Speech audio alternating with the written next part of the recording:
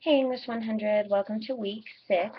So we're all done in my labs for the semester. If there are modules you didn't finish, you can use the no questions asked for up to 2 modules or 1 week's worth of work, even if they're from separate weeks. You can turn 2 in through the no questions asked, the screenshots for them.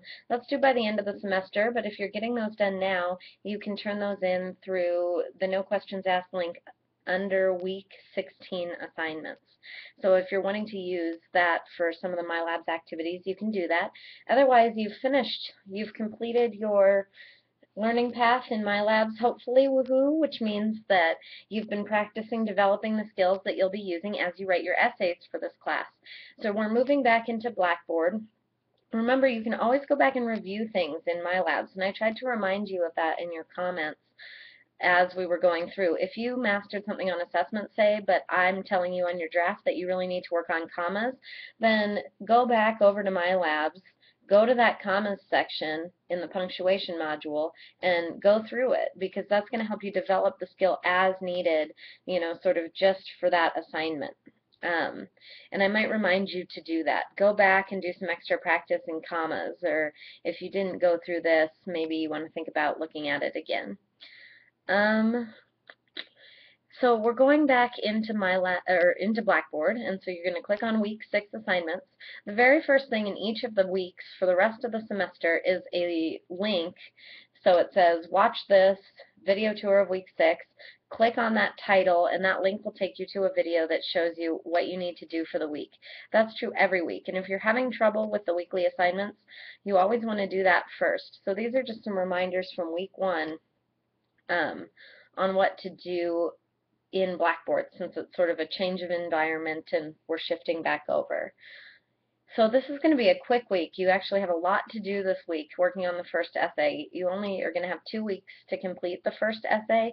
It's a shorter essay. We're not using sources or research, so it's a descriptive essay. So you want to open up the assignment sheet, print that out, read it carefully, highlight things you think you might have questions about, write on your assignment sheet. The assignment sheet is like your guide. It's your guidebook, your map for working on this assignment, so you want to have it always handy. You don't want to just look at it once and then shut it and never refer back to it again, because it's where you're going to find a lot of the answers to the questions you have, like how long should this be, or what should I be covering, or what are the requirements. The video for this week is a lecture, and it is over descriptive writing. There are some little activities within the lecture. It's great to do those. Those are good practice, but you're not going to be turning those into me. What you will be turning in is the pre-writing assignment below. So you're going to open that up, and hopefully you remember about saving an RTF and submitting files through Blackboard from week 1. But if you don't, you can always go back to week 1 and watch all those video tours screenshot videos that I made to help you with those skills, like submitting through Blackboard and all of that. And what you're going to do is you're going to open up the pre-writing sheet, save it to your own computer as an RTF, fill it in just by typing in, and then submit it back to me. I'll give you feedback on that pre-writing sheet unless you turn in a draft. So you need to do the pre-writing no matter what. You're going through a process, right? You learned about the writing process at the very beginning of my labs. So you go through a process of pre-writing, then drafting, then revising, and then editing, and then turning in a final draft, okay? So you're going through that process. So you're going to do the pre-writing, and then you're going to draft your first draft. And first drafts don't always have to be perfect, right? You do want to do your best on your first draft. You have the option of submitting that to me for comments. You can also use the Learning Center tutor or the Pearson tutor services within my labs.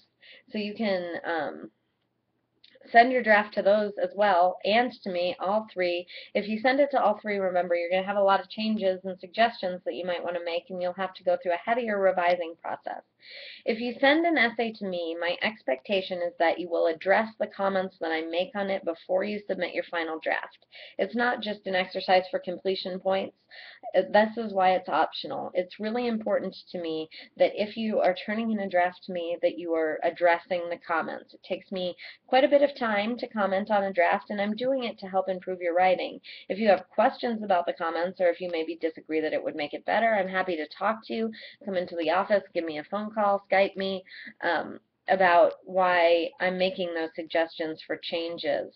However, I do expect that you'll make the changes and you'll try to the best of your ability to address the larger content concerns that I talk about on your draft. So if you need to reorganize or if you need a stronger thesis, I expect that you'll do your best to address those concerns as well. So if you turn in the rough draft this week, I will have it back to you by the middle of the week next week so that you can make the changes on it before you turn in your final. If you don't turn in a rough draft, I'll make as many comments as I can on your pre-writing. So you want to be going back into Blackboard and checking to see what I have to say about the stuff that you've turned in, so that you can move through that process constantly making improvements to your writing, which is the whole goal of using the writing process. There are extra credit quizzes each week. They're worth 5 points, but those add up, so please take them. The extra credit quiz will cover the material in the lecture. If you're having difficulty getting the lecture to load, you may need to adjust some security settings in your browser, and you can do that by looking at the document above it. That's a link that'll take you to a document that shows you how to stop preventing pop-ups and to change the security settings so that you can see. And that's pretty much it for this week. If you still are having difficulty loading the video, you can call ITS or TELS and they can help you with that. Alright, so it's a busy week. Good luck. Leave my labs, come into this new space and do your best work. Let me know if you have any questions, and I'll talk to you soon.